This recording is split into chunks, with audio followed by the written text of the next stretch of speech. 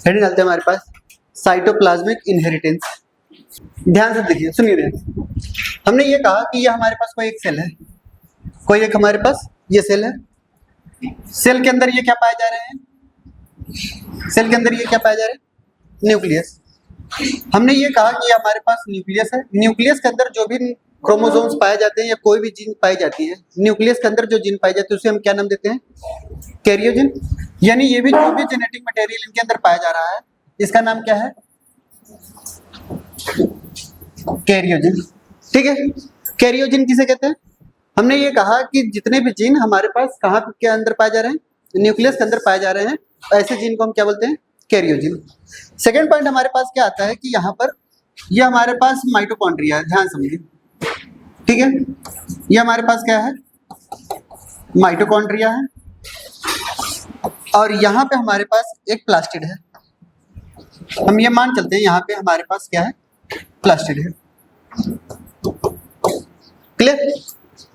अगर कोई भी जीन हमारे पास न्यूक्लियस के अलावा साइटोप्लाज्म में पाई जा रही है, साइटोप्लाज्म में क्या पाए जा रहे हैं? ऑर्गेनेल पाए जा रहे हैं। जो भी जीन इनके अंदर प्रेजेंट होगी, जो भी जीन इनके अंदर प्रेजेंट होंगे, इन दोनों जीन को हम बोलते हैं साइटोजीन। इन दोनों को हम नाम क्या देंगे? साइटोजीन। साइटोजीन किसे कहते हैं? यानी the total number of gene present in cytoplasm. और साइटोप्लाज्म में हमारे पास क्रोमोसोम्स या डीएनए जेनेटिक मटेरियल कहाँ पे पाए जाते हैं? उनके सेल ऑर्गेनेल में। और कौन से सेल ऑर्गेनेल के अंदर जेनेटिक मटेरियल पाए जाते हैं? Mitochondria, chloroplast. ठीक है, इन दोनों के अंदर क्या पाए जा रहे हैं? ये जेनेटिक मटेरियल पाया जा रहा है। तो यहाँ पे जो भी जीन पाई जा रहे हैं उसको हम क्या बोलते हैं? साइटोजीन बोलते हैं। ठीक है, हमें ये पॉइंट और याद रखना है कि जो टोटल नंबर ऑफ जीन होती हैं, टोटल नंबर ऑफ साइटोजीन, कैसा जीन बताइए? साइटोजीन। उसके लिए मैं एक टर्म यूज करता हूं। उसके लिए मैं क्या टर्म यूज करता हूं? प्लाज्मोन। क्या टर्म यूज करता हूं? प्लाज्मोन बोलता हूं। क्लियर? तो साइटोप्लाज्मिक इनहेरिटेंस क्या है, हम आपको ध्यान से समझाना चाह रहे हैं। सुनिए ध्यान से। हमने ये कहा कि हमारे पास जेनेटिक मटेरियल जो भी इनहेरिटेंस हो रहा है वो किसका हो रहा है? न्यूक्लियस का हो रहा है या फिर साइटोप्लाज्म का? अरे बोलिए, साइटोप्लाज्म का। ठीक है, इसलिए इनको हम क्या बोलते हैं? साइटोजेनिक या फिर साइटोप्लाज्मिक इनहेरिटेंस। क्लियर? तो लिखेंगे हमारे पास, पहले बना लीजिए उसके बाद लिखते हैं। ठीक है, inheritance of gene which are present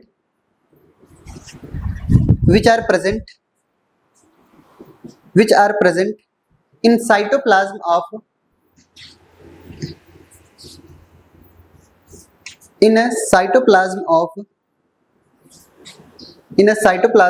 a cell। Cell के कहां पे प्रेजेंट हो जीन बताइए?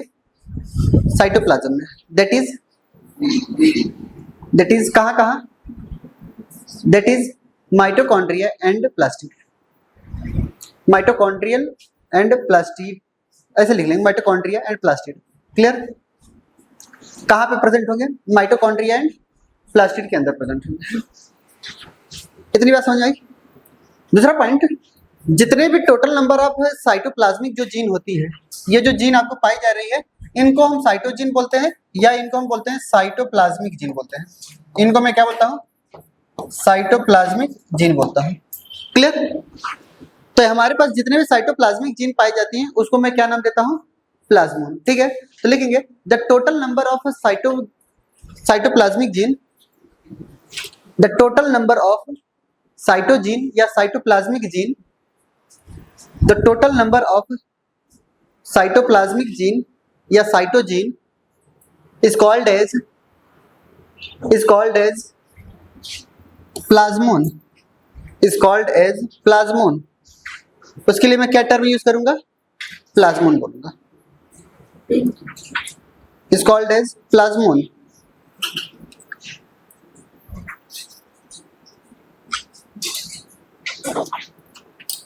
हो गया? अब सुन लीजिए, इधर देखिएगा, जितना बताया जा रहा है यही सुनेंगे ध्यान से। ठीक है, सबका चेहरा इधर होगा। हमने ये कहा कि एक हमने गैमेट लिया। क्लियर? हमने यहाँ पे एक मेल गैमेट लिया एक हमने क्या लिया, मेल गैमेट लिया, एक हमने फीमेल गैमेट लिया, एक हमने फीमेल गैमेट लिया। इनका न्यूक्लियस हमने बनाया, इनका न्यूक्लियस बनाया। ये जो न्यूक्लियस थे फीमेल के थे, ये न्यूक्लियस किसके थे, मेल के थे। ठीक है, यहाँ पे जो भी साइटोप्लाज्म होगा वो किसका होगा, मेल का होगा। यहाँ पे जिस साइटोप्लाज्म होगा वो किसका होगा, फीमेल का होगा। साइटोप्लाज्मिक जीन हम बोल रहे हैं। ठीक है, जब इनके बीच में अगर हम क्या कराते हैं, क्रॉस कराते हैं, जब हम इनके बीच में क्रॉस कराते हैं तो क्या होता है, ध्यान से देखिएगा, क्या होता है कि जो न्यूक्लियस होगा मेल का और न्यूक्लियस जो होगा फीमेल का, दोनों का आता है। साइटोप्लाज्मिक इनहेरिटेंस में गैमेट के अंदर जो भी जाइगोट बनेगा, ठीक है, उनके फर्टिलाइजेशन से न्यूक्लियस दोनों गैमेट का आता है। क्या बोला, न्यूक्लियस दोनों गैमेट का आता है, बट क्या आया, फीमेल गैमेट का साइटोजिन आता है।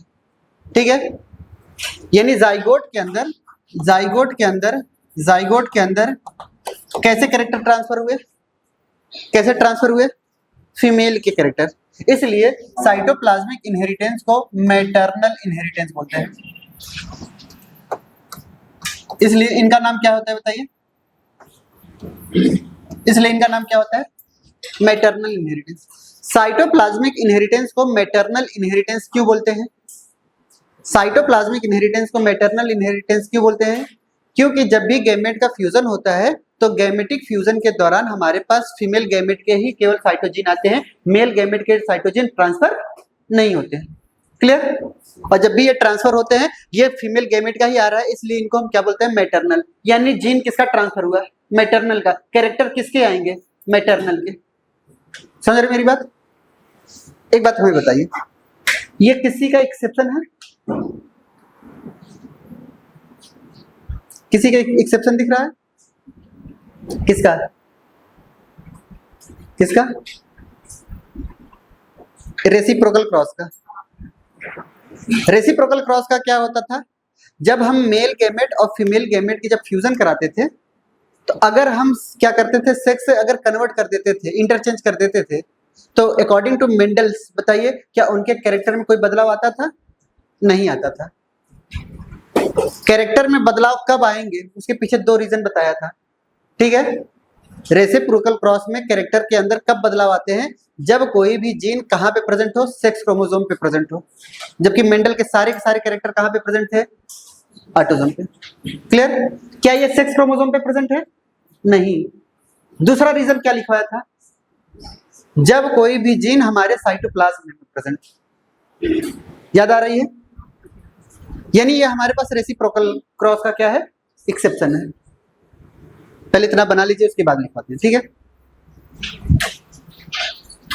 यानी कि सिर्फ और सिर्फ किसका ट्रांसफर हो रहा है बताइए, किसका ट्रांसफर हो रहा है, मैटरनल का। ठीक है, यानी हमारे पास क्या होता है, ड्यूरिंग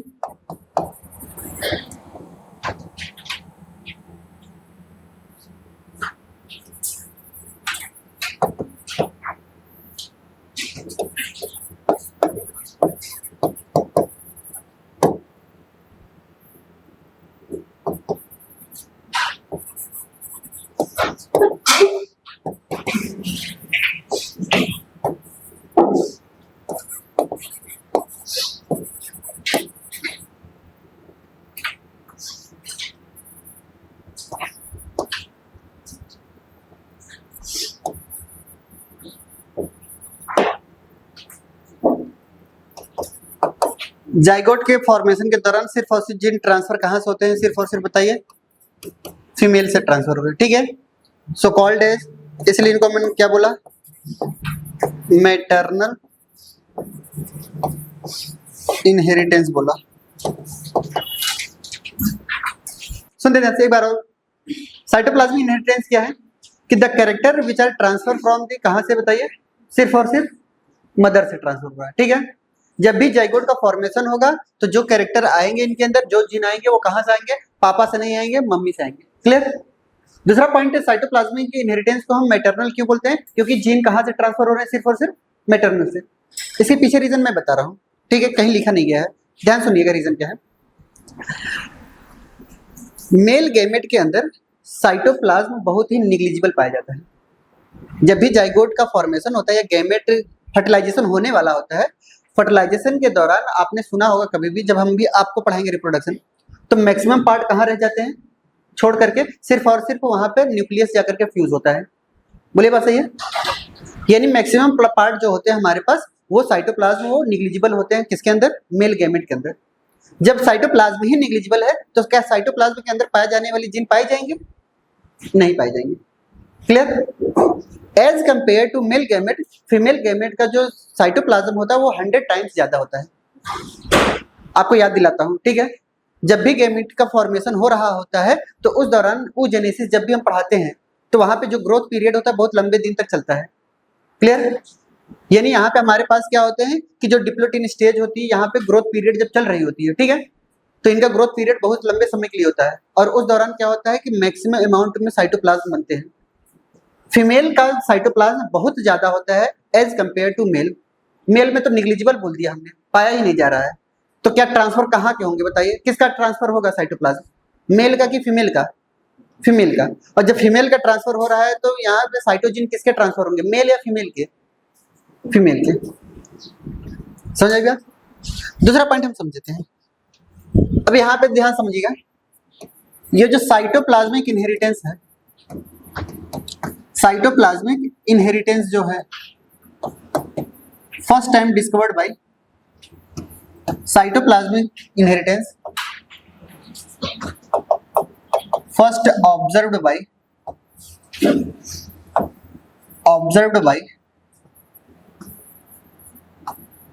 बाय कार्ल कोरेंस।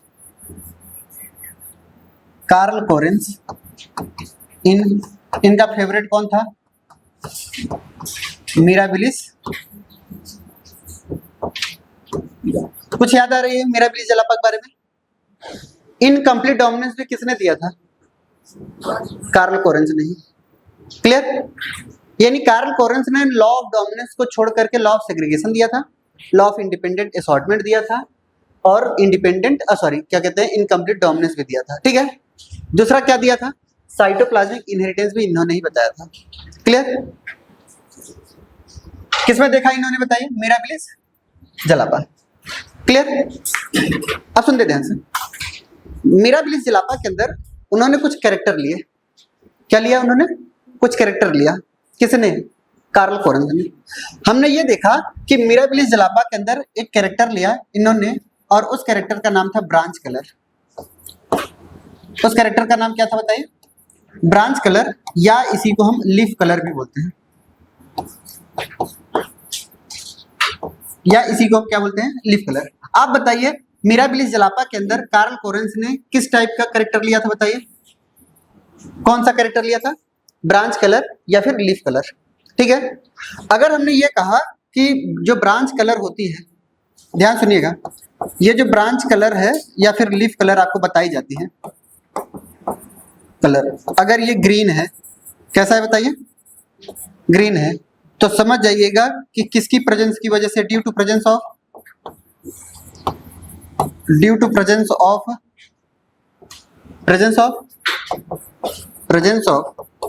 मर्ज क्लोरोप्लास्ट। ठीक है?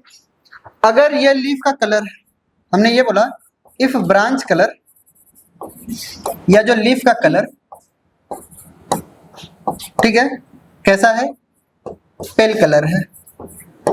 ठीक है? कैसा कलर है? पेल येलो कलर का टाइप का होता है। ठीक है? और ये जो पेल कलर होता है ड्यू टू प्रेजेंस ऑफ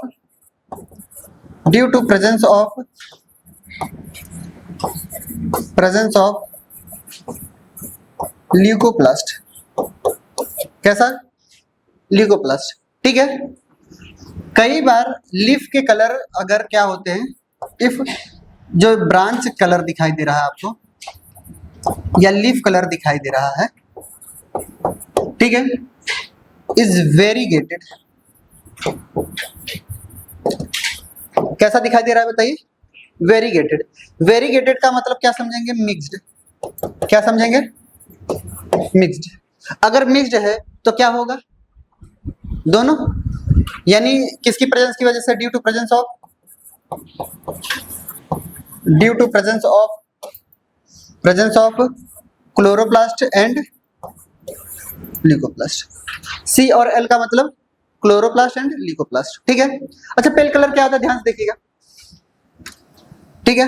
हमारे पास वेरीगेटेड कलर मैं बता रहा हूँ, जैसे कोई एक ये लीफ है, ध्यान से देखिए, कोई यहाँ पे एक लीफ है, लीफ का जो ग्रीन कलर पार्ट होता है उनको मिडिल में पाए जाते हैं, यानी इनके अंदर जो मिडिल पार्ट आपको नजर आता है, इनके पास जो मिडिल पार्ट नजर आता है वो कैसा होता है बताइए, ये ग्रीन कलर का होता है, क्लियर, ये ग्रीन कलर के होते हैं इनके पास।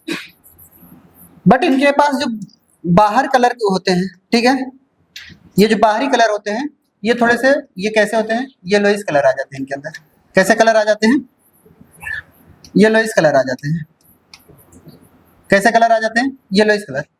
इसके साथ साथ ये जो जहां पे ग्रीन कलर पाए जाते हैं इनके अंदर डार्क पैचेस भी पाए जाने लगते हैं, डार्क पैचेस भी नजर आने लगते हैं, कलर ऐसा हो जाता है लीफ का, क्लियर। यानी क्या है कि हमेशा मिक्स है, जरूरी नहीं है कि किनारे पे ही पीला होगा, ठीक है, बीच में जहां पे ग्रीन पार्ट है वहां पे भी धीरे धीरे चकत्ते पड़ने लगते हैं, स्पॉट पड़ने लगते हैं, ठीक है। ये हमारे पास वेरीगेटेड है, ये हमारे पास कैसा कलर है, वेरीगेटेड। यानी अगर यहाँ पे क्या है ल्यूकोप्लास्ट होगा तो एल होगा, बोलिए ये कैसा होगा, ल्यूकोप्लास्ट होगा, और जो ग्रीन कलर पार्ट होगा वो कैसा होगा, इसकी वजह से, ठीक है। यानी आपको क्या है, क्लोरोप्लास्ट की वजह से ग्रीन कलर, ल्यूकोप्लास्ट की वजह से बताइए पेल कलर, ठीक है, जल्दी करिए। इसके बाद जो बताने जा रहे हैं मैं खुद नहीं बोलूंगा, आप खुद बोलते चले जाएंगे, जैसे आगे बढ़े, चलिए देख लेते हैं, आप खुद ही बोलेंगे। देखिए हमने क्या किया, एक फीमेल का क्रॉस किससे कराया, मेल से कराया, यहाँ पर एक हमने गैमेट लिया, यहाँ पे हमने एक गैमेट लिया, ठीक है।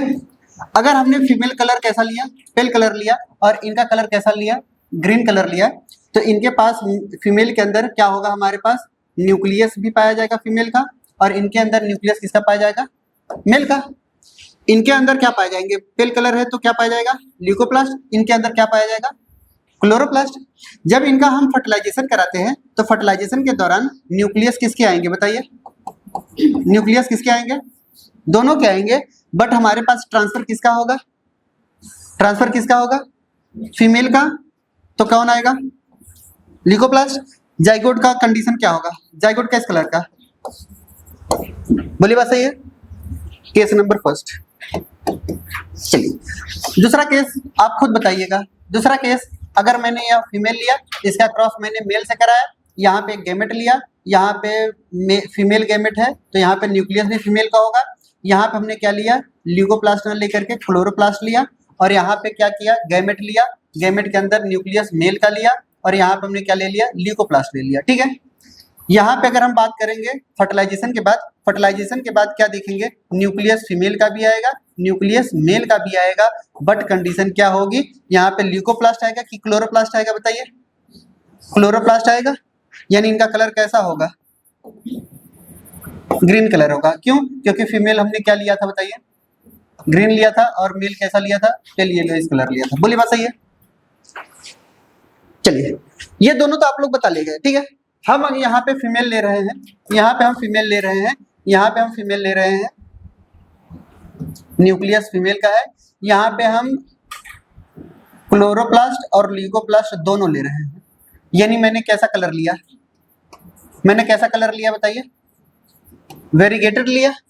इनका क्रॉस मैंने किससे कराया, मेल से कराया, और यहाँ पर देखा कि यहाँ पर देखा हमने न्यूक्लियस मेल का था, और यहाँ पे क्लोरोप्लास्ट ले लिया हमने, मान चलते ग्रीन कलर ले लिया, ठीक है, क्लियर। मिक्स करने पर यहाँ पे कलर कैसा आएगा, न्यूक्लियस फीमेल का भी आएगा, न्यूक्लियस मेल का भी आएगा, यहाँ पे कैसा आएगा, इनके तीन पॉसिबिलिटी बनती है, क्लोरोप्लास्ट भी आ सकते हैं, ल्यूकोप्लास्ट भी आ सकते हैं, और कैसे भी आ सकते हैं, मिक्स्ड भी आ सकते हैं, कैसे भी आ सकते हैं बताइए, मिक्स्ड भी आ सकते हैं, ठीक है। इनकी कितनी पॉसिबिलिटी बनेगी बताइए, तीन पॉसिबिलिटी बनेगी, कौन कौन सी बताइए, एक ग्रीन कलर की भी पॉसिबिलिटी बन सकती है, यहाँ पे पेल कलर की भी हो सकती है, और यहाँ पे कैसी हो सकती है, वेरीगेटेड भी हो सकती है, ठीक है, क्योंकि मिक्स्ड हमने लिया है ना, समझ आ रही मेरी बात। चलिए क्या फर्क पड़ता है यहाँ पे, अगर मैं क्या ले लूं, ग्रीन के जगह पे अगर मैं पेल ले लूं, कोई फर्क पड़ेगा, आना तो यही है ना, मिक्स की जगह पे अगर मैं मिक्स भी ले सकता हूँ, क्या फर्क पड़ने वाला है? आना तो किससे है? फीमेल से। क्या फर्क पड़ेगा अगर मैं ग्रीन ले लूं? क्या फर्क पड़ता है अगर मैं मिक्स्ड ले लूं? कोई फर्क पड़ने वाला है? जब ट्रांसफर ही फीमेल से होने वाला है, यहाँ चाहे जितना खूबसूरत ले लो। बोलिए बात सही है? यानी यहाँ पे मैं क्या फर्क पड़ता है, मैं मिक्स्ड ले लूं या फिर मैं क्या फर्क पड़ता है, मैं ग्रीन ले लूं या फिर पेल कलर ले लूं? कोई फर्क पड़ने वाला है नहीं। जब फीमेल ही डोमिनेंट है, हर जगह आ रही है, तो जाहिर सी बात है मेल चाहे जो ले लो भैया, कुछ भी नहीं बात है। बोलिए बात सही है? जब कैरेक्टर फीमेल से ही ट्रांसफर होने हैं, जीन फीमेल से ही ट्रांसफर होने हैं, मेल को चाहे जैसा कलर ले लीजिए, आएगा तो फीमेल से ही। ये किसका था? क्लोरोप्लास्ट का था। बोलिए किसका इनहेरिटेंस था बताइए? Plastidial, plastidial inheritance. Inheritance in किसका? मिराबिलिस जलापा। एग्जाम्पल इसका क्या लिया था हमने? इसका एग्जाम्पल क्या लिया था? ब्रांच कलर और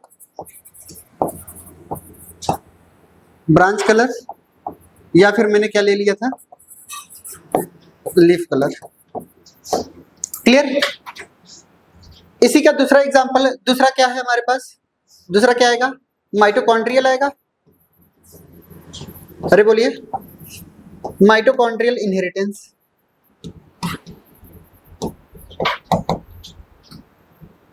इसके एग्जाम्पल में लिख लीजिएगा, 5 स्टार लगा करके लिखिएगा। Male sterility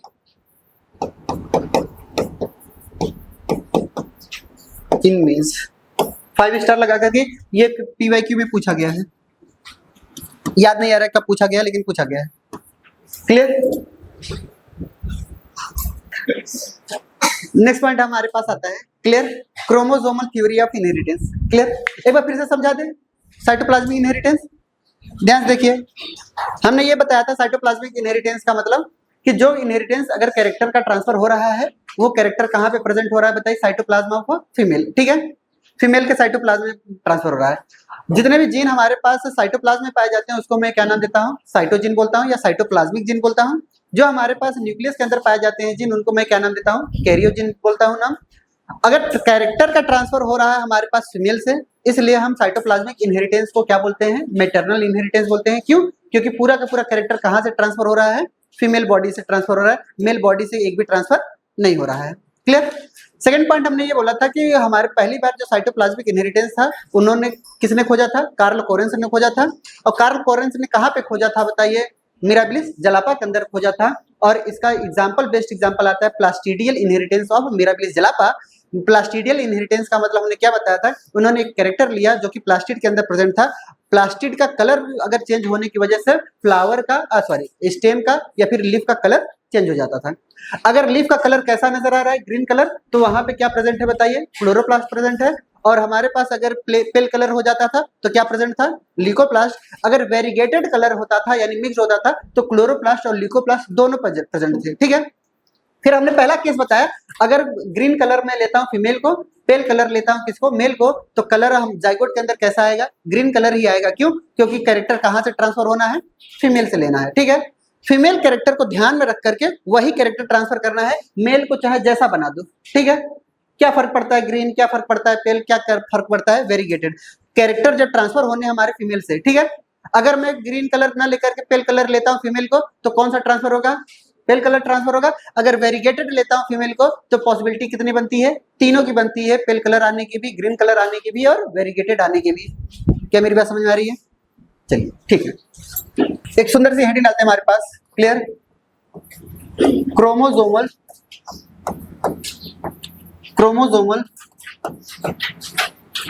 theory of inheritance. Chromosomal theory of inheritance. Chromosomal theory of inheritance. आपको ध्यान से समझना है, ठीक है? क्रोमोसोमल थ्योरी ऑफ इनहेरिटेंस समझा है? इधर देखिएगा, जब मेंडल के एक्सपेरिमेंट हो रहे थे, तो मेंडल ने जितने भी कैरेक्टर बता रहे थे कि कैरेक्टर कंट्रोल किए जाते हैं एक डिस्क्रीट यूनिट से, उस डिस्क्रीट यूनिट का नाम क्या था? फैक्टर। बोली बात सही है? बाद में जीन पढ़ा ना, यानी जीन टर्म या जीन की डिस्कवरी 1910 के आसपास हुई थी। मेंडल का नियम कब आया था? 1865 के आसपास। क्लियर? यानी उस समय तो जीन के बारे में किसी ने बोला भी नहीं था। क्लियर? तो हमने ये देखा कि जितने भी कैरेक्टर होते हैं वो एक कंट्रोल किए जाते हैं डिस्क्रीट यूनिट से, ये मेंडल बोले थे। ठीक है? और ये जो डिस्क्रीट यूनिट का नाम है वो फैक्टर बोले थे। दूसरा पॉइंट इन्होंने क्या बोला था? Factors are always present in pair. ठीक है? यानी फैक्टर हमेशा कैसे प्रेजेंट होते हैं? पेयर में प्रेजेंट होते हैं। थर्ड पॉइंट क्या बोला था इन्होंने? ये जो डिफरेंट पेयर होते हैं या फिर पेयर में प्रेजेंट होते हैं, गैमेटोजेनेसिस के दौरान, गैमेट फॉर्मेशन के दौरान सेपरेट हो जाते हैं इंडिपेंडेंटली। बोली बात सही है? ये गैमेट फैक्टर की बात बोले जा रही है। क्लियर? अब इन्होंने क्या किया कि पहली बार जो क्रोमोसोमल थ्योरी थी, यानी क्रोमोसोम क्या होता है, किस तरीके से होते हैं, ये सब बातें बताने के लिए सटन एंड बावेरी, दो साइंटिस्ट थे, सटन एंड बावेरी, उन्होंने प्रपोज किया था chromosomal theory of inheritance. Clear? Chromosomal theory inheritance क्या बताता है हमें कि जो बिहेवियर होता है हमारे पास फैक्टर का या जीन का, वो पैरेलल होता है किसके? बताइए, क्रोमोसोमल के। ठीक है? यानी जो जीन का बिहेवियर है वही सेम बिहेवियर किसका होता है? बताइए, क्रोमोसोम का होता है। ठीक है? यानी इन्होंने क्या डिस्क्राइब किया? The behaviour of chromosomes is parallel to the behaviour of gene. ठीक है? दूसरा पॉइंट हमें यह भी बात याद रखना है कि सटन एंड बावेरी जो थे वो अलग अलग वर्क किए थे, अलग अलग वर्क करने के बाद यूनाइट होकर के ये बातें बताई थी। They work independently but unite together and form and gave क्या? Chromosomal theory of inheritance.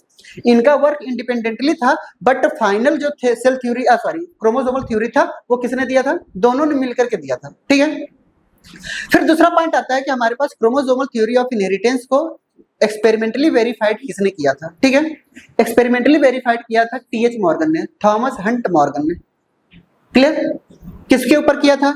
Drosophila मिलेनोगास्टर। ठीक है? उन्होंने एक्सपेरिमेंट करा और एक्सपेरिमेंट करने के बाद बताया कि नहीं, जो बातें इन्होंने बताई हैं वो सब के सब अच्छी बातें बताई या सही बातें बताई। क्लियर? एक्सपेरिमेंटली प्रूफ किसने किया था? टीएच मॉर्गन ने। टीएच मॉर्गन ने क्या लिया था बताइए एक्सपेरिमेंट के दौरान? कौन सा स्पीसीज? ड्रोसोफिला मिलेनोगास्टर। सेम वही बात आती है कि जो बातें हमारे पास मेंडल ने पी प्लांट को सेलेक्ट किया था, सेम यही बात आती है किसके लिए? इन्होंने ड्रोसोफिला मिलेनोगास्टर को ही क्यों चूज किया, बाकी और क्यों नहीं। ठीक है? कुछ बातें हैं ड्रोसोफिला मिलेनोगास्टर के अंदर। पहला बात आता है कि जो ड्रोसोफिला मिलेनोगास्टर होता है वो उसकी लाइफ स्पेन जो होती है बहुत शॉर्ट लाइफ स्पेन होती है। ठीक है? यानी लगभग आपकी बात की जाएगी तो 14 डेज की आसपास की बात की जाती है, यानी अबाउट 2 वीक। क्लियर? दूसरा पॉइंट इन्होंने क्या लिखा है कि जितने भी ड्रोसोफिला मिलेनोगास्टर हैं, एक रिप्रोडक्शन इन ऑर्गेनिज्म में ड्रोसोफिला मिलेनोगास्टर की जो लाइफ स्पेन दी गई है वो लगभग कितना दी गई है आपको? 20 डेज। समझ आ रही बात? और जबकि एनसीईआरटी ने साफ साफ लिखा है 2 वीक। क्लियर? अब कहोगे सर जी किसका माने? ठीक है? जो पढ़ा रहे हैं उसी का मानना है। अगर वो उतना ही सही होते तो डिलीट क्यों हो गए? क्लियर? और दूसरा पॉइंट, ड्रोसोफिला मिलेनोगास्टर में एनसीईआरटी ने लिखा नहीं था, वहां पे रिप्रोडक्शन ऑर्गेनिज्म में आपसे पूछा था। ठीक है? आपने बताया 20 डेज, एनसीईआरटी ने नहीं लिखा। नहीं समझ में आया? ड्रोसोफिला मिलेनोगास्टर का फिगर बनाया है, कई सारे ऑर्गेनिज्म के फिगर बने थे। ठीक है? वहां पे सभी के कुछ के उन्होंने लाइफ स्पेन दिए थे, कुछ के पूछ रहे थे। ठीक है? उसमें हमने फिलिंग द ब्लैंक में कराया है 20 डेज। क्लियर? मैक्सिमम लोगों ने कराया है, बट आपको क्या याद रखना है? 2 वीक याद रखना है। क्लियर? दूसरा पॉइंट, ड्रोसोफिला मिलेनोगास्टर का क्या होता है लाइफ स्पेन? बहुत ही शॉर्ट लाइफ स्पेन होता है। दूसरा पॉइंट हमें यह भी बात याद रखना है कि ये सिंपल मीडियम में भी ग्रो कर सकती हैं। सिंपल मीडियम का मतलब क्या होता है कि बहुत ही सिंपल का मतलब जरा सा भी अगर शुगर सोल्यूशन डाला या फिर हमारे पास फ्रूट के ऊपर ही ये ग्रो कर जाती है। ठीक है? और अगर फ्रूट में भी अगर ऑप्शन आएगा तो राइपेंड बनाना करिएगा। ठीक है? 4 ऑप्शन एक बार दिया गया था। ठीक है? 4 फ्रूट के ऊपर हमारे पास क्या बताया गया था कि ड्रोसोफिला किसके ऊपर ग्रो करेगी? बहुत ही बेस्ट इजिली कहाँ पे ग्रो हो जाती है? राइपेंड बनाना में। ठीक है? जितने भी राइपेंड बनाना होते हैं वहां पे ये ग्रो कर जाती है सिंपल तरीके से। उनको बहुत ज्यादा लेबोरेटरी में बहुत ज्यादा एक्सपेरिमेंट करने की जरूरत नहीं होती। क्लियर? दूसरा पॉइंट, ड्रोसोफिला मिलेनोगास्टर का जो हमारे पास क्रोमोसोम होता है बहुत ही कम होता है, 2n = 8 होता है। 8 क्रोमोसोम्स पाए जाते हैं, इसलिए बहुत फोकस्ड स्टडी होता है। अगर हमारी तरह 46 क्रोमोसोम्स होते हैं तो कितना क्रोमोसोम्स की स्टडी करने पड़ते हैं? 46 की, तो बहुत ज्यादा स्टडी करनी पड़ती ना। बट यहाँ पे 8 क्रोमोसोम्स है, आराम से हम स्टडी कर सकते हैं, फोकस्ड स्टडी कर सकते हैं। क्लियर। सेकंड पॉइंट आता है क्लियर कट वेरिएशन आता है इनमें। क्या आता है? एकदम क्लियर कट वेरिएशन। आपके एनसीईआरटी में साफ साफ फिगर बनाया है कि जो फीमेल है थोड़ी सी मोटी बनाई है और जो मेल है बेचारा बहुत छोटा सा बनाया है। क्लियर। ये नहीं उनमें क्लियर कट वेरिएशन दिख रहा है कि कौन मेल है कौन फीमेल है सेक्स के अंदर। क्लियर। सेकंड पॉइंट आता है कि इसके वेरिएशन को स्टडी करने के लिए मुझे ज्यादा इलेक्ट्रॉन माइक्रोस्कोप की नहीं चाहिए, सिंपल माइक्रोस्कोप से ही हम इनके सारे कैरेक्टर को देख सकते हैं। समझ रहे मेरी बात? तो एक एक करके लिखते हैं हम ना। तो लिखेंगे हमारे पास क्रोमोसोमल थ्योरी ऑफ इनहेरिटेंस के बारे में, proposed by Sutton and Boveri,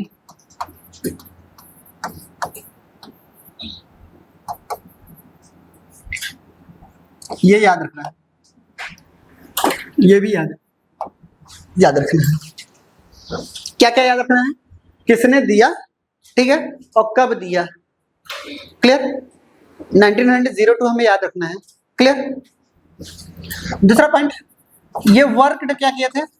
independently work किए थे।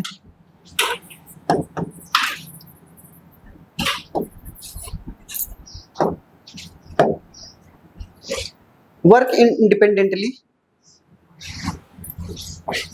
And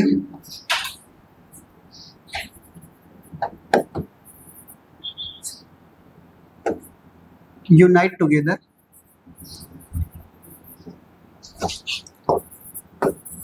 and give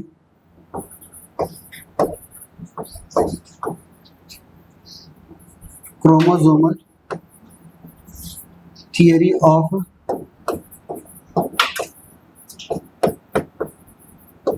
inheritance। इन्होंने क्या दिया? क्रोमोसोमल थियोरी ऑफ इनहेरिटेंस दिया। हो गया।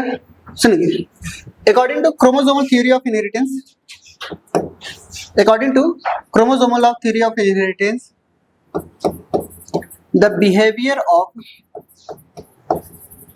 the behavior of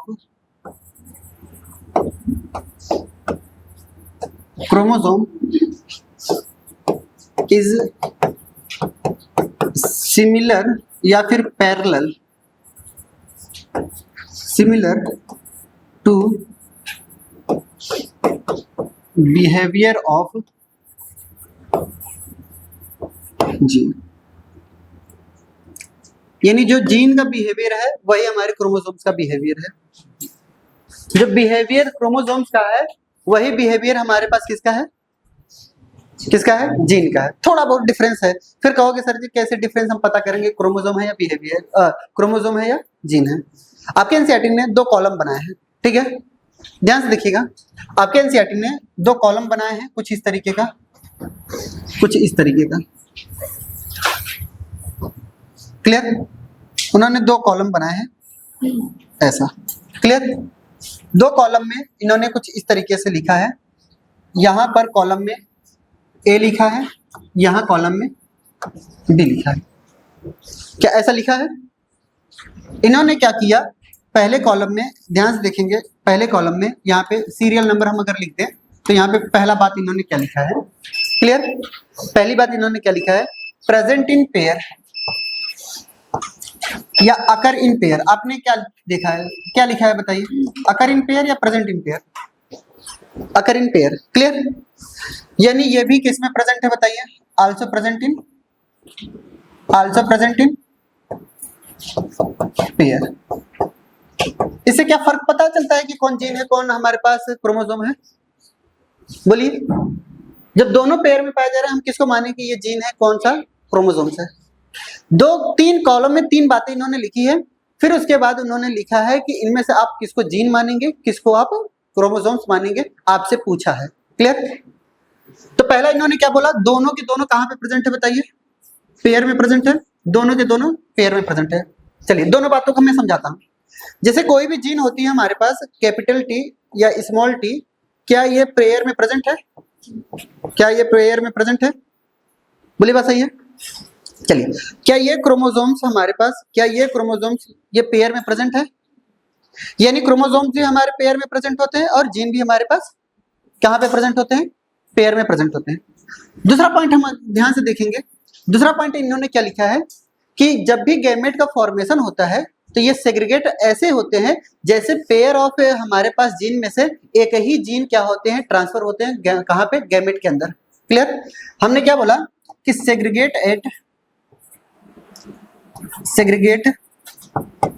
ड्यूरिंग, अभी लिखना नहीं है, ठीक है, गैमेट फॉर्मेशन। ये कब सेग्रीगेट होते हैं बताइए? गैमेट फॉर्मेशन के दौरान, ठीक है। In such that only one pair of allele, one pair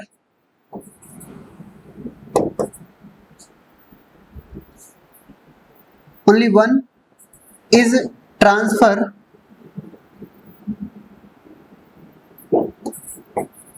from a pair is transfer to gamete, ठीक है। यानी ये गैमेट के फॉर्मेशन के दौरान क्या होता है? ट्रांसफर होता है। ऐसे ट्रांसफर होता है कि पेयर में से सिर्फ और सिर्फ कितने ट्रांसफर हो रहे हैं? एक, ठीक है। Such that only one from pair is transfer to gamete, ठीक है। यानी हमारे पास ये पेयर में पाए जा रहे हैं, जब भी गैमेटोजेनेसिस होगी तो ये एक ट्रांसफर होंगे, ये एक ट्रांसफर होंगे, ठीक है। क्रोमोसोम्स की भी बात करेंगे तो क्रोमोसोम भी जब भी ट्रांसफर होगा ये अलग अलग ही ट्रांसफर होगा गैमेट फॉर्मेशन के दौरान ही, ठीक है। तो ये भी क्या हो रहा है बताइए? ये भी सेग्रीगेट होते हैं, ये भी सेग्रीगेट हो रहे हैं। कब बताइए? ड्यूरिंग गैमेट फॉर्मेशन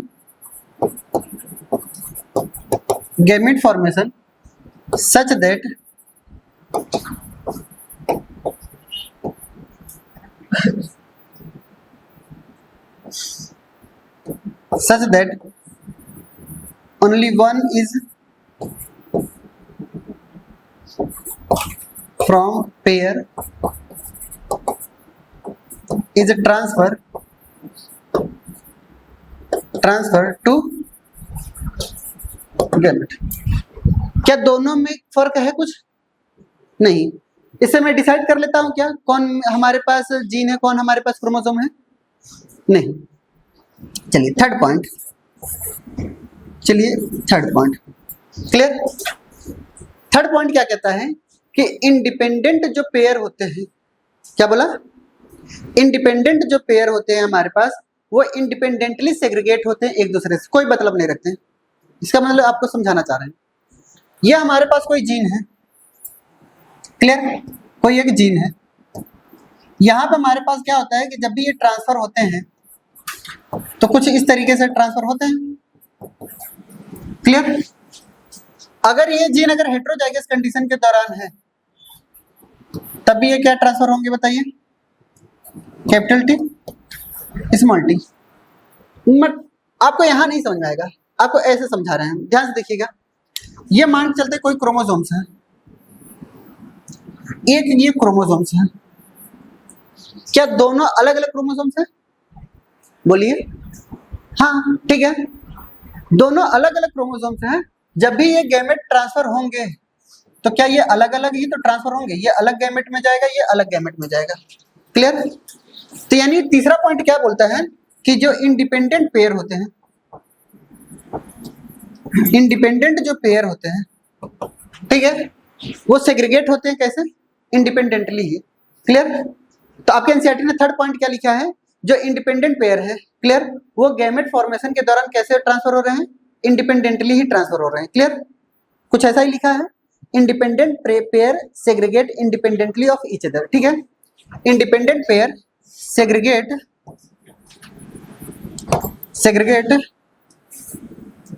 independently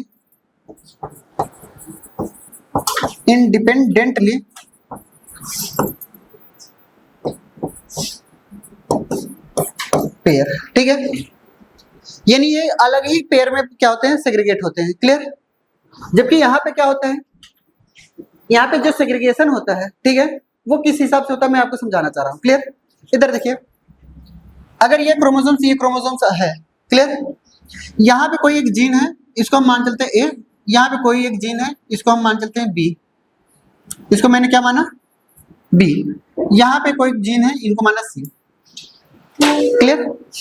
चलिए यहाँ पे बताइए, जो जीन ए है और जो बी है, क्या अलग अलग ट्रांसफर हो सकते हैं? अरे बोलिए, नहीं। जब भी जाएगा क्रोमोसोम्स जाएगा, और जब भी क्रोमोसोम्स जाएगा तो जीन जरूर जाएंगे। क्यों? क्योंकि जो जीन पाई जा रही है वो क्रोमोसोम्स के अंदर ही पाई जा रही है। क्लियर? यानी ट्रांसफर जो क्रोमोसोम्स का हो रहा है हमारे पास, क्लियर, वो कैसा हो रहा है बताइए? डिपेंडेंटली हो रहा है कि इंडिपेंडेंटली? डिपेंडेंटली हो रहा है। क्लियर? अगर ए एंड बी के बात की जाएगी, ए एंड बी का बात, तो ये डिपेंडेंटली ट्रांसफर हो रहा है कि इंडिपेंडेंटली? बोलिए, ये डिपेंडेंटली पार्ट एक दूसरे के ऊपर डिपेंड है ना, जाएंगे तो दोनों जाएंगे, नहीं तो नहीं जाएंगे। बट अगर ए एंड सी की बात कर रही है तो क्या ये इंडिपेंडेंटली जा रहे हैं? इसका मतलब ये जो बातें हैं की जा रही है ए और बी के लिए भी सही है और ए और सी के लिए भी सही है, बट यहाँ पर जो इंडिपेंडेंटली बात की जा रही है वो सिर्फ और सिर्फ किसके लिए की जा रही है? क्रोमोसोम्स के लिए की जाती है, न कि जीन के लिए कही जाती है। समझे मेरी बात? यानी यहाँ पे हमारे पास थर्ड पॉइंट में क्या लिखा है स्टेटमेंट में, वन पेयर सेग्रीगेट हो रहा है। यहाँ पे क्या इंडिपेंडेंटली पेयर नहीं बोल रहा है, यहाँ पे क्या बोल रहा है? वन पेयर सेग्रीगेट, एक पेयर सेग्रीगेट हो रहा है। ठीक है, कब बताइए? डिपेंडेंटली या इंडिपेंडेंटली बोला है इन्होंने? बताइए, इंडिपेंडेंटली। तो यहाँ पे वन पेयर सेग्रीगेट हो रहा है इंडिपेंडेंटली।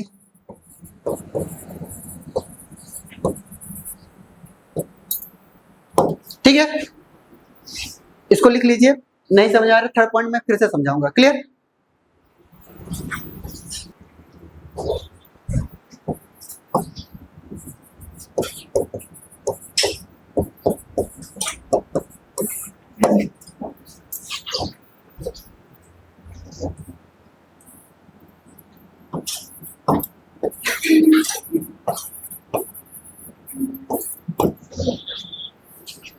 एक बार फिर से समझाए, इधर देखिएगा ध्यान से। क्रोमोसोमल थ्योरी ऑफ इनहेरिटेंस किसने दिया था? सटन एंड बवेरी ने दिया था। फिर उसके बाद हमने ये बताया था, कब दिया था? 1902 में दिया था। फिर उसके बाद आपसे पूछा जाता है कि सटन एंड बवेरी ने क्या बोला था, तो उन्होंने क्या बताया कि जो बिहेवियर होता है क्रोमोसोम्स का, वही बिहेवियर किसका होता है बताइए? जीन का होता है। ऐसा क्यों बोला उन्होंने? कुछ कंपैरिजन किया। क्या किया बताइए? उन्होंने कंपेयर किया किसके किसके बीच में? क्रोमोसोम्स और जीन के बीच में। ठीक है, जीन और क्रोमोसोम्स के बीच के भी क्या किया उन्होंने? कंपेयर किया। तो कंपैरिजन से क्या पता चला? पहला कंपैरिजन ये पता चला कि ये प्रेजेंट होते हैं पेयर में। जीन कितना आएगा? एक ही क्रोमोसोम्स आएगा हमारे गैमेट के अंदर। क्लियर? यहां तक हो गया था। तो हमने ये कहा कि दोनों के दोनों प्रेजेंट होते हैं पेयर में, दोनों के दोनों सेग्रीगेट होते हैं कहां पे बताइए? गैमेट में। क्लियर? पेयर ऑफ एलिल्स या फिर पेयर ऑफ हमारे पास क्रोमोसोम्स में से सिर्फ और सिर्फ एक ही एलिल्स या एक ही क्रोमोसोम से ट्रांसफर होगा किसके अंदर? गैमेट के अंदर। क्लियर? थर्ड पॉइंट हमारे पास क्या आता है? थर्ड पॉइंट ही हमें स्टार लगा करके समझना है। ठीक है, थर्ड पॉइंट ही हमें स्टार लगा कर समझना है। थर्ड पॉइंट क्या बोलता है कि independent pair segregate independently of each other. Clear? हम इसका एग्जांपल बता रहे हैं कि ये मान चलते क्रोमोसोम्स, हमने दो तरीके के क्रोमोसोम्स बनाए, ये हमने दो तरीके के क्रोमोसोम्स बनाए। क्लियर? इस क्रोमोसोम्स के अंदर हमने क्या रखा कि एक जीन ए है, एक जीन यहाँ पे बी है और यहाँ पे एक जीन हमने बताया सी। क्या दोनों अलग अलग क्रोमोसोम्स हैं? बोलिए, क्या दोनों अलग अलग क्रोमोसोम्स हैं? तो अगर हम मान के चलते हैं इसके लिए, ठीक है, तो हमने ये कहा कि इंडिपेंडेंट पेयर सेग्रीगेट इंडिपेंडेंटली। क्या ये क्रोमोसोम्स अलग ट्रांसफर होगा, ये क्रोमोसोम्स अलग ट्रांसफर होगा? बट जीन की बात अगर करिए, जीन के लिए बात करिए, ए एंड सी की बात करते हैं। यहाँ पे किसकी बात करते हैं? ए एंड सी की बात। ए एंड सी में क्या जीन अलग अलग सेग्रीगेट ट्रांसफर होंगे? अरे बोलिए, सेग्रीगेट ट्रांसफर हो जा रहे हैं। क्लियर? क्या क्रोमोसोम्स अलग अलग बट जा रहे हैं? क्या क्रोमोसोम्स अलग अलग बट रहे हैं? नहीं, सिर्फ और सिर्फ ये तो इसका पार्ट नहीं है ना, क्रोमोसोम्स एक ही आएगा ना, और जब एक ही क्रोमोसोम्स आएगा ए एंड बी दोनों आएंगे। क्लियर? तो यहाँ पे अगर हम बात करते हैं तो यहाँ पे क्रोमोसोम्स के लिए हमारे पास क्या होगा, ट्रांसफर नहीं होता। क्लियर? बट अगर यहाँ की बात करते हैं, ध्यान समझिएगा, यहाँ की बात करेंगे ए एंड बी के लिए, सपोज दैट, ठीक है, ए एंड बी के लिए क्या होगा बताइए, जीन क्या अलग अलग हैं? अरे बोलिए, जीन क्या अलग अलग हैं? तो यानी ये इंडिपेंडेंटली तो नहीं है, बोलिए बात सही है। जब भी क्रोमोसोम से बात जाएगा ये हमारे पास दोनों की तरफ आएगा। क्लियर? आप हमें बताइए क्रोमोसोम्स के लिए क्या होगा, क्रोमोसोम्स के लिए क्या ये क्रोमोसोम्स अलग अलग है? तो ये भी ट्रांसफर हो जाएगा। क्लियर? तो ए एंड बी के लिए अगर हमारे पास क्रोमोसोम्स करेंगे तो A and B different gene है but present on same chromosomes. ऐसे जीन को मैं नॉन एलेलिक भी जीन बोलता था, याद आ रही है? नॉन एलेलिक जीन क्या होता था कि हमने ये कहा कि जो भी जीन पाई जा रही हैं different locus of same homologous chromosomes, ठीक है, सेम होमोलॉगस क्रोमोसोम्स में ट्रांसफर हो रही है। बट यहाँ पे क्या है, एक ही क्रोमोसोम से पाई जा रही है तो ये एक ही पेयर में से ट्रांसफर हो रहा है independently to each other. Clear? तो क्रोमोसोम से तो डिवाइड हो जा रहा है। अब इससे हमें क्या पता चलता है, ए जीन होगा कि बी जीन होगा? बोलिए, ए जीन होगा कि बी जीन होगा? बोलिए, ए जीन कैसे, ए को जीन हमने कैसे माना? क्योंकि जो जीन होती है वो इंडिपेंडेंटली पाई जा रही है। ए एंड सी क्या है, ए एंड सी क्या है, इंडिपेंडेंट जीन है कि नहीं है? ये अलग जाएंगी, ये अलग जाएंगी, जब दोनों क्रॉस करेंगे तब जाकर के अलग अलग होंगे। बोलिए बात सही है? दोनों के दोनों क्रोमोसोम्स क्या अलग अलग हैं? अरे बोलिए, दोनों के दोनों क्रोमोसोम्स अलग अलग हैं बट जीन अलग अलग हैं क्या? अरे ये बी ए बी के लिए ये तो पॉसिबल नहीं होगा ना। अगर ए एंड बी के लिए अगर मैं ट्रांसफर करना चाहूं तो नहीं होगा। क्लियर? इसलिए मैक्सिमम वैल्यू किसकी आ रही है, जीन की आ रही है, इसलिए इसको मैंने कहा क्या रख दिया, जीन रख दिया। ठीक है, बट अगर हमने यहाँ की बात करेंगे तो यहाँ पे क्रोमोसोम्स के लिए भी ये लागू हो रहा है और क्रोमोसोम्स के अलावा किसके लिए लागू हो रहा है, जीन के लिए भी लागू होता है। क्यों? क्योंकि ए एंड बी क्या है, अलग अलग जीन है, बोलिए, बट सेम क्रोमोसोम्स पाई जा रही है। क्लियर? यहाँ पे क्रोमोसोम्स भी अलग अलग हो रहे हैं और हमारे पास जीन भी अलग अलग हो रहे हैं। क्लियर? तो यही हमें फर्क बताना है, यहाँ पे क्रोमोसोम्स भी अलग अलग हो रहे हैं और जीन भी अलग अलग हो रहे हैं, ये दोनों के लिए लागू होता है। क्लियर? तो ये किसको हम मानेंगे, क्रोमोसोम्स को मानेंगे। क्लियर? यही ट्रांसफर होता है। तो ए हमारा जीन है, बी हमारा क्या है, क्रोमोसोम्स है। कंक्लूजन बताइए, ए एंड बी क्या इंडिपेंडेंट है? ए एंड बी क्या इंडिपेंडेंट है? अरे बोलिए, नहीं है ना, एक ही क्रोमोसोम्स में पाए जा रहे हैं, कैसे इंडिपेंडेंट हो सकते हैं? क्लियर? हम और ये दोनों लोग एक ही बेंच पे बैठे हैं, क्या इंडिपेंडेंट है? एक बेंच को उठा करके फेंकूंगा, दोनों लोग जाएंगे कि नहीं जाएंगे? अरे बोलिए, तो यानी क्या है कि अगर हमें बात की जाएगी तो ये नॉट इंडिपेंडेंट, ये पूछा गया नॉट इंडिपेंडेंट, इससे अच्छा डिपेंडेंट लिख दो। क्लियर? दैट इज लगा करके मैं क्या लिख सकता हूं, डिपेंडेंट। ठीक है, ए एंड सी के बारे में क्या ख्याल है? ये दोनों के दोनों कैसे हैं, इंडिपेंडेंट है। बोली बात सही है? यही हमारा कंक्लूजन है, डिपेंडेंट और इंडिपेंडेंट का मतलब यही है। क्लियर? जितने भी इंडिपेंडेंट होंगे वही ट्रांसफर हो रहे हैं गैमेट में। क्लियर? नेक्स्ट पॉइंट लिखते हैं हमारे पास, chromosomal theory of inheritance was experimentally verified by T.H. Morgan.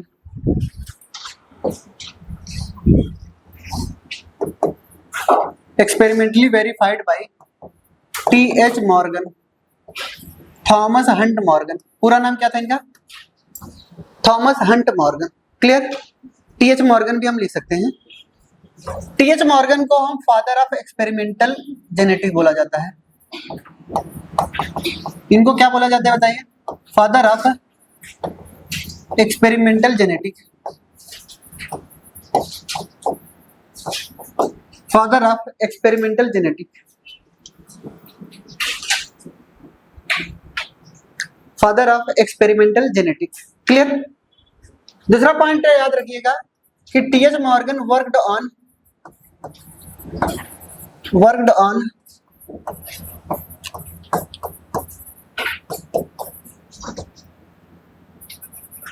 Drosophila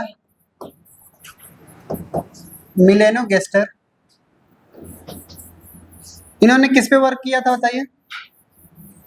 Drosophila मेलेनोगास्टर, या इसी को मैं फ्रूट फ्लाई भी लिखता हूं, या इसी को मैं क्या लिखता हूं? फ्रूट फ्लाई भी लिखता हूं। ड्रोसोफिला मेलेनोगास्टर, आप ब्रैकेट में लिख सकते हैं फ्रूट फ्लाई। नेक्स्ट पॉइंट, इन्होंने एक्सपेरिमेंट जो किया था टीएच मॉर्गन ने किसके ऊपर? ड्रोसोफिला मेलेनोगास्टर। ड्रोसोफिला मेलेनोगास्टर चूज करने के पीछे, सेलेक्ट करने के पीछे रीजन क्या था? ठीक है, तो हमारे पास हेडिंग डालते हैं, हमारे पास रीजन ऑफ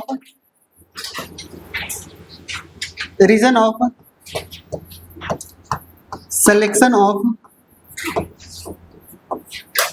फ्रूट फ्लाई। इन्होंने फ्रूट फ्लाई को ही क्यों सेलेक्ट किया? क्लियर? इन्होंने फ्रूट फ्लाई को ही क्यों सेलेक्ट किया? पहला रीजन लिखेंगे, रीजन में लिख नहीं रहा हूं, लिखवा रहा हूं ना बोल करके, जल्दी करिए। पहला रीजन लिखेंगे, can grow in simple and synthetic medium. Can grow in simple and synthetic medium. किसी भी सिंपल मीडियम में, किसी भी सिंथेटिक मीडियम में मैं खुद से बना सकता हूं वो मीडियम। ठीक है, simple and synthetic medium, that is क्या लिखेंगे? कैन ग्रो इन राइप्ड बनाना। ठीक है, दूसरा पॉइंट लिखेंगे हमारे पास, शॉर्ट लाइफ स्पेन, बहुत ही शॉर्ट लाइफ स्पेन होती है इनकी। क्लियर? ब्रैकेट में लिख लीजिएगा 14 डेज या 2 वीक, अबाउट 2 वीक। ठीक है, अंडरलाइन 2 वीक को ही करिएगा। Clear? About 2 week. Clear? Next point लिखेंगे, क्लियर कट वेरिएशन या डिफरेंशिएशन। क्लियर कट वेरिएशन या डिफरेंशिएशन, क्लियर कट डिफरेंशिएशन या वेरिएशन इन किसमें? मेल एंड फीमेल में। ठीक है, मेल एंड फीमेल में।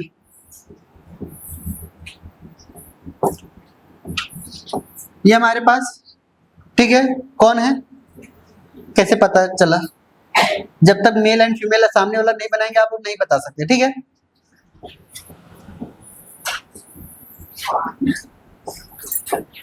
बहुत खाई पी है ना, खा पी कर मोटी हो गई है। अब कौन सा?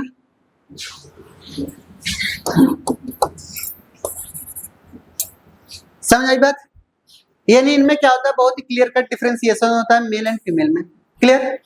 नेक्स्ट पॉइंट लिखेंगे, नेक्स्ट पॉइंट लिखेंगे, हैव मेनी हेरिडिटरी कैरेक्टर। इनके पास कई सारे हेरिडिटरी कैरेक्टर होते हैं।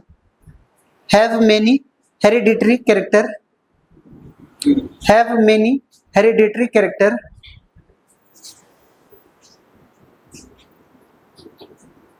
which can studied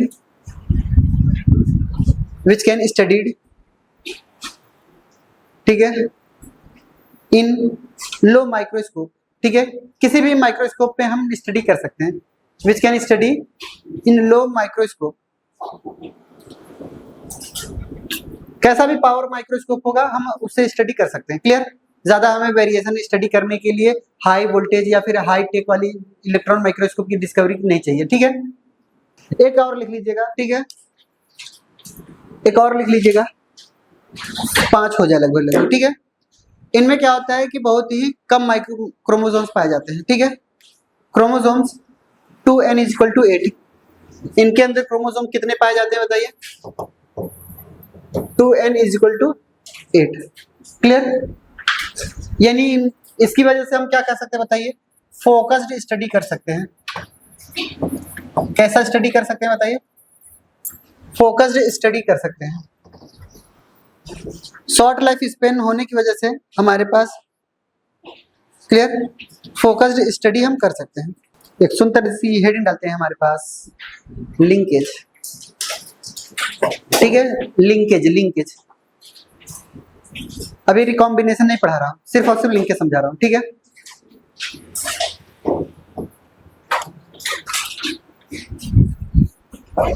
next heading हमारे पास क्या है?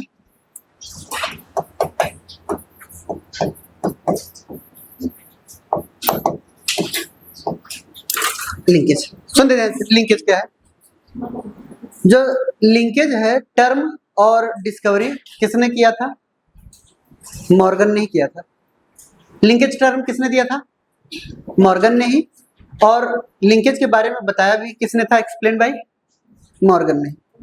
सच पूछे, पहली बार ऑब्जर्व्ड हमारे पास वेटसन ने किया था। किसने किया था? डब्ल्यू वेटसन, विलियम वेटसन ने किया था, बट उनका नाम कोई लेता नहीं है। मैं आपको रियलिटी बता रहा हूँ, वेटसन साहब बहुत अच्छे थे। ठीक है, इन्होंने क्या किया था, जब भी डिस्कवरी किया था उन्होंने कुछ बातें बताई थी। क्लियर? कैसा बातें बताई थी, ध्यान सुनेंगे। जितने भी हमारे पास लिंकेज की पहली बार अगर कहेंगे ऑब्जर्वेशन किसने किया था? वेटसन ने। फादर ऑफ मॉडर्न जेनेटिक्स कौन थे? वेटसन थे। क्लियर? इन्होंने क्या बातें बताई कि जितने भी एक ही क्रोमोसोम्स पे जीन पाए जाते हों, क्या बोला? एक ही जीन क्रोमोसोम्स पे जितने भी जीन पाए जाते हैं सब के सब लिंक्ड जीन कहलाते हैं। सेम इन्हीं की फोटोकॉपी किसने किया? टीएच मॉर्गन ने। क्लियर? वेटसन ने की बातें नहीं बताई गई, बट आपको बताई गई किसकी? टीएच मॉर्गन की। क्लियर? तो टीएच मॉर्गन के ही बारे में लिखेंगे ना, तो लिखेंगे term and explain by the term and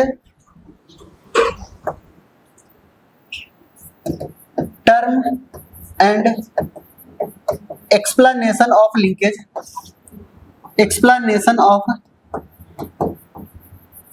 linkage given by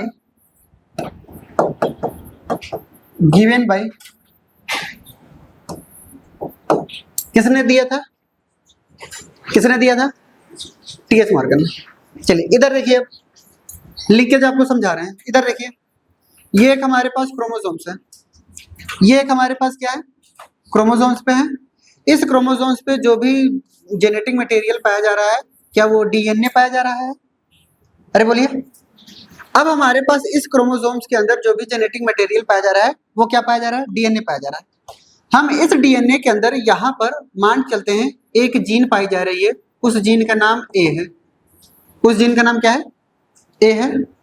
क्यों बोला इसको जीन? क्योंकि ये आगे चल करके एमआरएनए और प्रोटीन बनाता था। ठीक है, डीएनए का ये जो सेगमेंट आपको बताया जा रहा है, डीएनए का ये जो सेगमेंट, ये भी आगे चल करके आरएनए और प्रोटीन बनाया जाता था, इसलिए इसको भी नाम हम क्या देंगे? जीन। क्या इस सेगमेंट में हमारे पास जेनेटिक मटेरियल के पास क्या पाए जाते थे? क्या आरएनए और प्रोटीन नहीं बनता था? नहीं बनता था, नहीं तो जीन नाम न रखते थे। बीच में जो सेगमेंट टूट जा रहे हैं यानी वहां पे जीन नहीं पाए जा रहे हैं। ठीक है, हम उसी डीएनए के सेगमेंट की बात करेंगे जहां पर एमआरएनए और प्रोटीन बनता था। ठीक है, यहाँ पे एमआरएनए और प्रोटीन बनाया, इसका नाम क्या रख दिया? जीन। किस टाइप का एमआरएनए बनेगा, किस टाइप का जीन बनेगा, उसके नाम पे हम ए बोल दिया। ठीक है, इन्होंने फिर बनाया क्या? एमआरएनए और प्रोटीन, इस जीन का नाम क्या रख दिया हमने? बी। एक यहाँ पे भी जीन पाई गई, इस जीन का नाम था सी। क्लियर? एक जीन यहाँ पे भी पाई गई, इस जीन का नाम था हमारे पास डी। एक जीन यहाँ पे भी पाई गई, हम मान चलते हैं इस जीन का भी नाम था डी ई ना। यानी इतने तरीके के क्या पाए गए हमारे पास? जीन पाए गए। क्लियर? क्यों? क्योंकि इतने टाइप के क्या बनाएंगे? एमआरएनए, और इतने टाइप के ही प्रोटीन बनेंगे, और यही प्रोटीन आगे चल करके क्या करेगी? कैरेक्टर को कंट्रोल करेगी। यानी हमारे पास the total number of gene present on the same chromosomes, अगर एक ही क्रोमोसोम्स पे जो भी जीन पाई जाती है, all genes are called as linked gene. क्या बोला? All genes are called as linked gene. यानी ये सभी के सभी जीन क्या कहलाएंगे? बताइए, ये सभी के सभी जीन क्या कहलाएंगे? लिंक्ड जीन कहलाएंगे। इतनी बात समझ में आई सबको? अब बताइए, जीन ए किसी न किसी कैरेक्टर को कंट्रोल करता होगा कि नहीं? जीन बी किसी न किसी कैरेक्टर को कंट्रोल करता होगा कि नहीं? जीन सी भी किसी न किसी कैरेक्टर को कंट्रोल करता होगा। यानी हम मान चलते हैं कि जीन ए जो है किसी कैरेक्टर को कंट्रोल करता होगा। कंट्रोल कैरेक्टर नंबर 1, कैरेक्टर हम मान चलते हैं P, ठीक है। ये किसको कंट्रोल किया बताइए? Q। ये किसको कंट्रोल किया? R।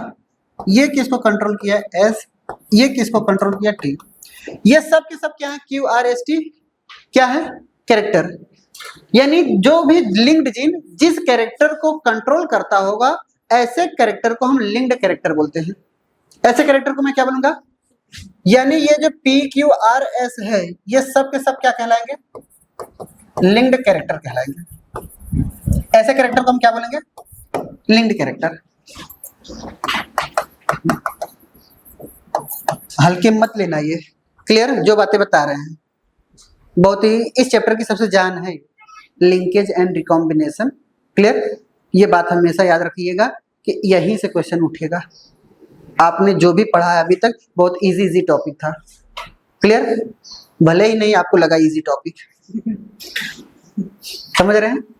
भले ही आपको नहीं लगा कि सर वो ये इजी है, हाँ इजी है इस एज कंपेयर टू इनके। क्लियर, बट ये समझाने का तरीका थोड़ा सही है, इसलिए आपको नहीं लगेगा कि ये, जबकि बाकी टॉपिक और आपको लगेंगे हार्ड, जबकि ये समझा ले जाएंगे अच्छे से। क्लियर, सुन देखिए, हमने क्या बोला कि जितने भी एक ही क्रोमोसोम से पाए जा रहे हैं ना, आप बताइए, ये इनके साथ चिपक करके बैठे हैं। क्लियर, ये इनके साथ चिपक करके बैठे हैं, ठीक है। क्या ये हमारे साथ चिपके हुए हैं?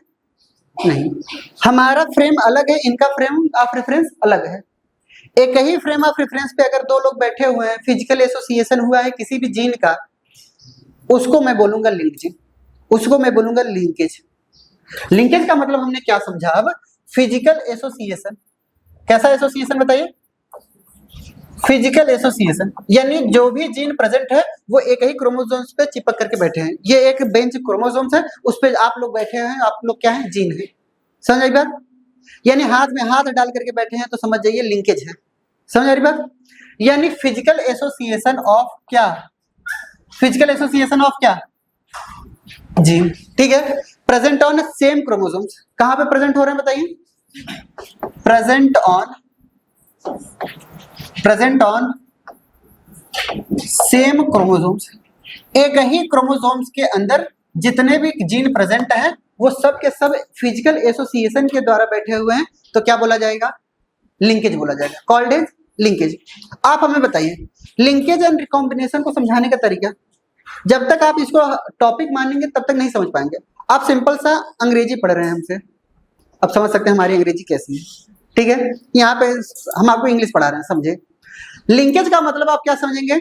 जब दो लोग या दो जीन आपस में फिजिकल एसोसिएशन अगर चिपक करके बैठी हैं ऐसे, क्लियर, ये क्या कहलाएंगे? लिंकेज। हम मान चलते हैं ये और ये बेस्ट दो फ्रेंड है, ठीक है, दोनों के दोनों अच्छे दोस्त हैं, यानी जब भी ये लोग बैठते हैं साथ में बैठते हैं, बीच में कोई नहीं बैठता इनके। क्लियर, अगर 2-4 हफ्ते के लिए ये अब्सेंट हो जाएं, दिनों अब्सेंट हो जाएं, और 2-4 हफ्ते के बाद अगर इनके बिहेवियर में चेंज आने लगे, दोस्त से दूर भागने लगे, ठीक है, दूर बैठने लगे, तो इसका दोस्त क्या सोचेगा? क्या सोचेगा? एक हफ्ता हमसे गायब रहा, दूरी बढ़ी, किसी दूसरे से जाकर के चिपक गया। बोले बात सही है? इसके बिहेवियर में क्या आया? बदलाव आया। दूरी बढ़ने की वजह से कहां पे ये कंबाइंड हुए? किसी दूसरे जीन से। ये कहलाएगा रिकॉम्बिनेशन। क्लियर, जब तक लिंकेज है, ठीक है, तो दो जीन के बीच की डिस्टेंस बहुत ही कम होगी। अगर मैं डिस्टेंस बढ़ाया दो जीन के बीच क्या, तो लिंकेज क्या होने लगेगा? बॉन्ड धीरे धीरे, बोलिए बॉन्ड क्या होने लगेगा? बॉन्ड क्या होने? कमजोर होने लगेगा। और बॉन्ड जैसे ही कमजोर होगा तो एक पर्सन क्या होगा? एक जीन किसी दूसरे जीन से क्या होने लगेगा? चिपकने लगेगा, ठीक है, कंबाइंड हो जाएगा, जिसको हम बोलते हैं क्या? रिकॉम्बिनेशन। समझ बात? आप हमें बताइए रिकॉम्बिनेशन सेम जीन का होगा या सेम क्रोमोसोम्स का होगा या अलग अलग? अलग अलग। समझ आई बात? ये जीन इनसे जाकर के नहीं चिपकेंगे, ठीक है, अलग क्रोमोसोम्स का होगा, यानी नॉन एलिलिक जीन का होगा। किसका होगा? नॉन एलिलिक जीन का होगा। समझ रहे मेरी बात? लिंकेज भी नॉन एलिलिक हो सकते हैं, क्यों? ये अलग क्रोमोसोम्स पे नहीं भले हैं, बट अलग लोकेशन पे तो है। यानी नॉन एलिल का मतलब मैंने क्या बताया था? दो डिफिनीशन बताई थी। अगर दो डिफरेंट जीन डिफरेंट क्रोमोसोम्स पे पाए जा रहे हैं, यानी नॉन होमोलॉगस क्रोमोसोम्स पे पाए जा रहे हैं, तो वो भी क्या बोले जाएंगे? नॉन एलेलिक बोले जाएंगे।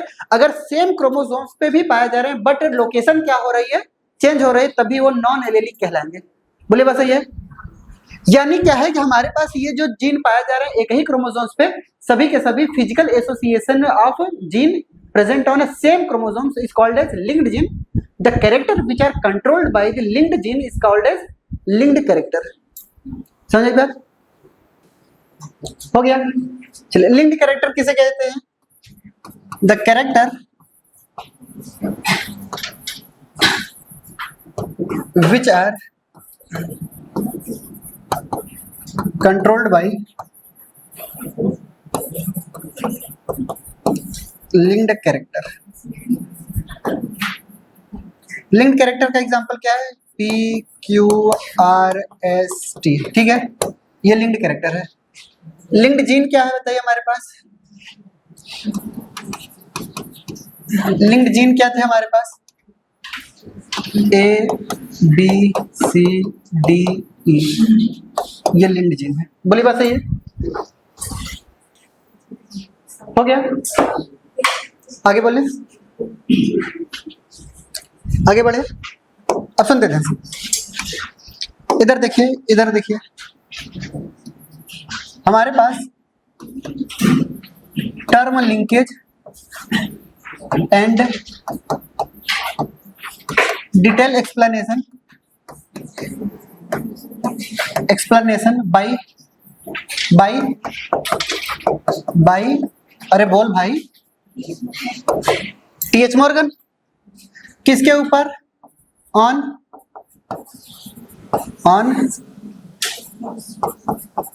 ड्रोसोफिला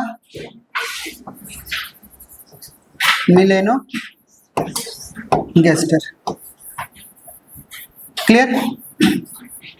और उन्होंने एंड गेव लिंकेज थ्योरी। उन्होंने क्या दिया था बताइए?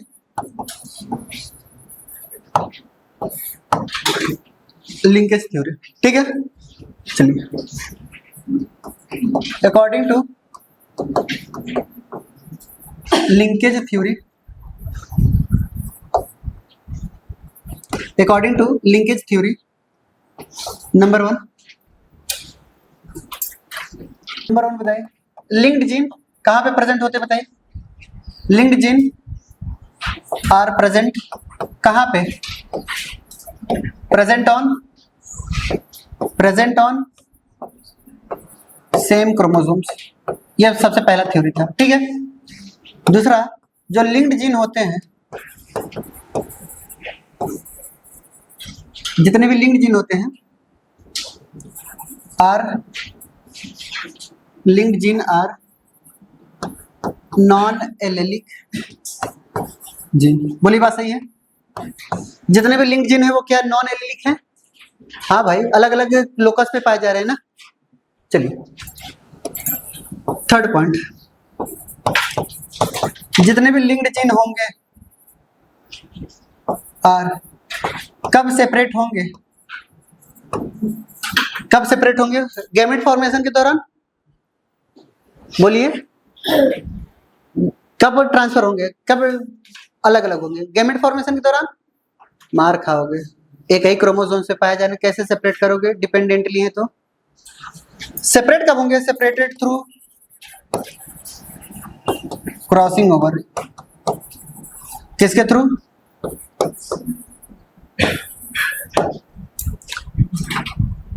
अरे जब एक ही क्रोमोसोम्स पे जीन पाए जा रहे हैं तो क्या ये सेपरेट होंगे? नहीं भाई, समझ आई बात?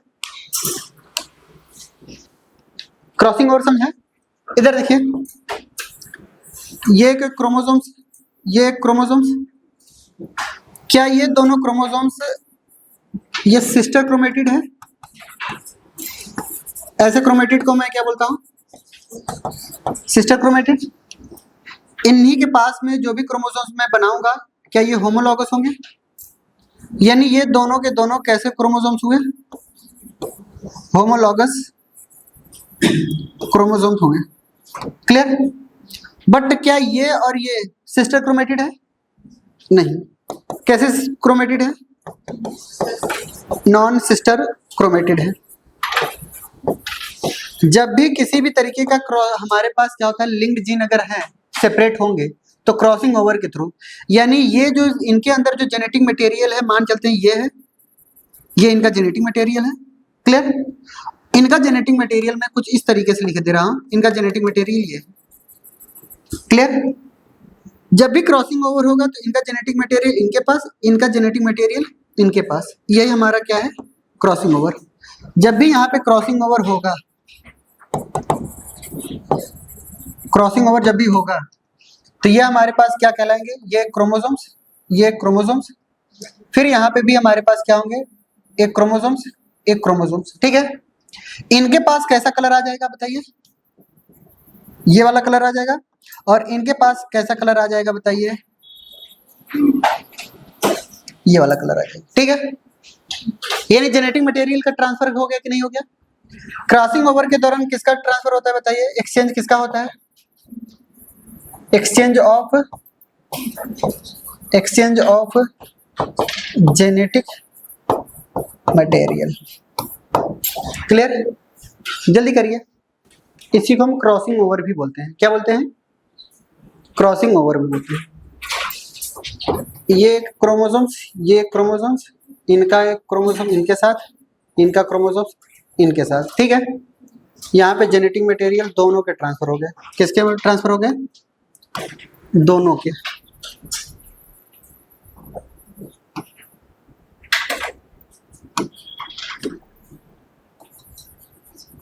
दोनों में। ठीक है?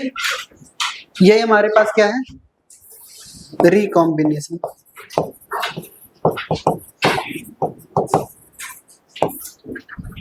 क्लियर? ये हमारे पास क्या है, रिकॉम्बिनेशन। हेडिंग डालते हैं हमारे पास, रिकॉम्बिनेशन।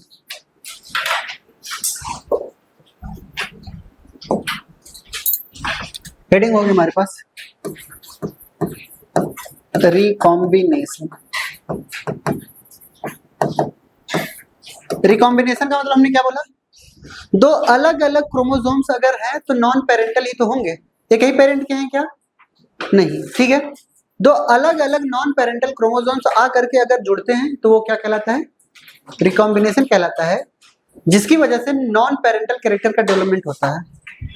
जैसे सपोज दैट इनके अंदर क्या था हमारे पास, ये जेनेटिक मटेरियल था, इनके पास ये जेनेटिक मटेरियल था। जब भी दोनों आएंगे तो एक्सचेंज हुआ कि नहीं हुआ? तो यहाँ पे जो भी आया तो नॉन पेरेंटल कैरेक्टर आया कि नहीं आया? क्लियर? तो ये मैं बता रहा हूं कि generation of non parental character, clear, through किसके, crossing over is called as recombination. तो लिखेंगे रिकॉम्बिनेशन की definition, generation of non parental gene combination,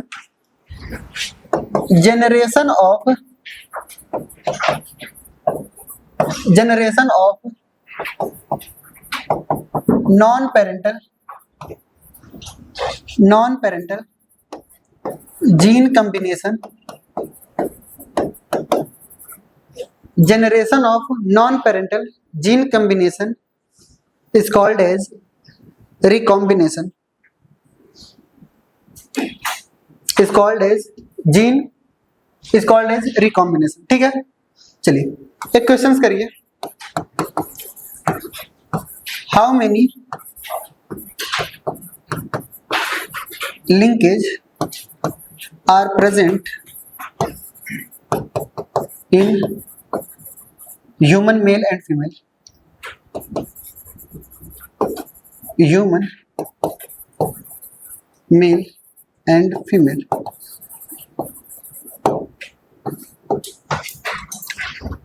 male and female में कितने हमारे पास लिंकेज पाए जाते हैं? ठीक है? कितने लिंकेज ग्रुप पाए जा रहे हैं बताइए, बताएं। इधर देखिए, ये मान चलते कोई एक मेल है, क्लियर, कोई एक मेल है, इसके अंदर क्या जेनेटिक मटेरियल बनाया हमने, क्लियर, ये जीन ये जीन ये जीन ये जीन ये जीन ऐसे ऐसे प्रेजेंट है, क्लियर। हम मान चलते हैं कि इनके पास कितने क्रोमोसोम्स होंगे, क्रोमोसोम्स पेयर में है। अब हमने ये कहा कि यहाँ पर क्रोमोसोम नंबर 1 2 3 ऐसे ऐसे करके कहाँ तक आएंगे बताइए? 45 तक आएंगे। 45 के बाद क्या आएगा? एक्स आएगा। यहाँ पे भी 1 2 ऐसे ऐसे करते करते कहाँ पे आएंगे?